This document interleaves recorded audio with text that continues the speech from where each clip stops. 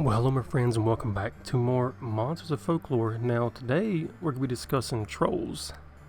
You might know them from, if you're from America and you're watching this video, as cute little creatures that would never harm you whatsoever. They're colorful, playful, you might even know the movie Trolls. But the states have twisted what the actual troll really is, and we're about to dive into that right now. What is a troll, you may be asking? And the trolls, they're humanoid creatures who dwell deep in the wilderness of Scandinavia. Their appearance ranges from monstrous to eccentric to cute, but they are almost all unfriendly, no matter how charming they may look. Unless you are a quick thinker, an encounter with a troll never ends well. Now in Scandinavian folklore, legend says that it was first Thor's thunderbolts and then the ringing of church bells which drove them into exile, and they are still quick to attack traveling Christians, kidnap unbaptized children, or demolish churches when they can. Somehow I almost messed up saying the word quick. But some trolls support themselves by hunting or farming, but far more of them are pillagers.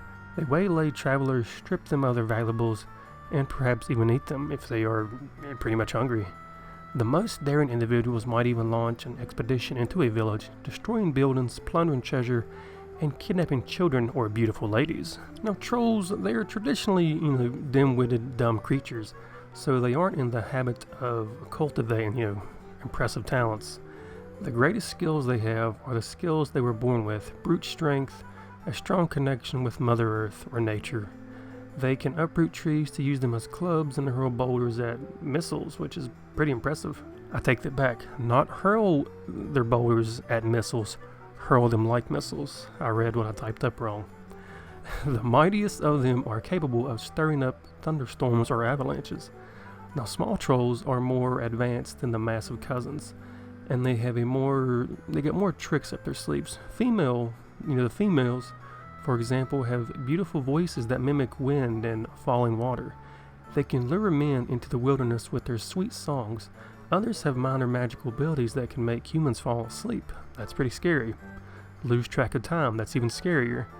Or see visions of treasure and so on. So pretty much, if they wanted to get rid of you, they could, without even pretty much lifting a finger. Now the origins of these little creatures, the trolls date back all the way to ancient Norse and Viking culture. Now still the evolution of the troll as a recognizable species is confusing. Originally the word trollir was used to describe all sorts of creatures who drew their magic from nature and used it to mess with humans. And if you happen to hear anything like spray, that's just my little Airwick thing that just about sprayed me right in the eyes. It took hundreds of years for the name to narrow down to the creatures we recognize as trolls today. Indeed, the sharp divide between the two types of trolls we recognize today, one gigantic and aggressive, the other is small, cute, and mischievous, as evidence of the past diversity of these creatures. And as I was saying in the beginning, the modern usage of the trolls have really been distorted. In the United States, the trolls have received an unusual twist. They appear as small, lovable creatures who are especially fond of children. As you can tell from the movies Frozen and the movie Trolls, and the Trolls 2, they really made them more friendly, like you would never think they'd ever hurt you. They're even popular as collectible toys, who are characterized by large, round noses and tall, fluffy pills of brightly colored hair. Now, though that description is of the older trolls, I guess it would be from like the 80s and 90s, if people remember, like the little troll, they had gigantic eyes that's pretty much like staring into your soul. The hair is puffy. Those, to me, are kind of more like the Hydro folk, if you think about it.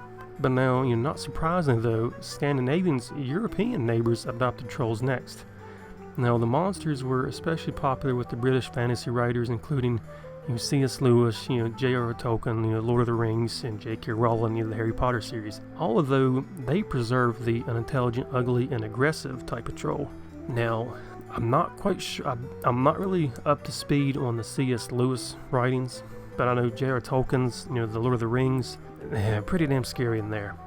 And then the trolls in Harry Potter, I remember the first movie had a troll, but it's been a while since I've seen the rest of the movies and everything, so I can't remember if the trolls are ever present in any other books.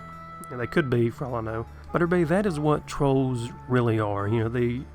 If you're in America and you hear the word trolls, you're not going to think of the ugly looking ones. You're going to think of the trolls from the movie, the little bright colored little people. It's good to know though the difference if you're a kid or adult and you know, you hear the word trolls, you'll know what you're thinking about. But it's been fun explaining this stuff to you. If you didn't know, I guess, the difference between what these were, now you do. But if you enjoyed the video, like, subscribe, comment, it means a lot. You might as well share it with your neighbor, let them see it, let all your work people know what's going on. And yes, Monsters of Folklore. I'll see you later.